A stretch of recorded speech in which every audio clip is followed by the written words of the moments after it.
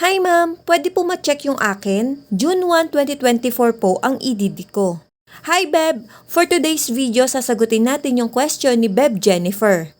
Beb, kung ang EDD mo ay June 2024 at para malaman kung ikaw ay qualified sa maternity benefits, exclude natin ang semester of contingency mo na mula January 2024 to June 2024.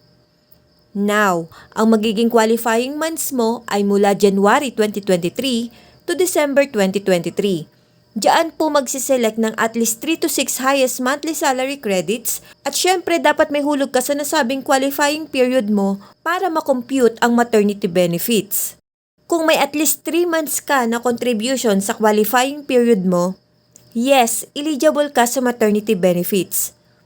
Sana ay nasagot ko ang iyong katanungan. Thank you and God bless. Follow for more.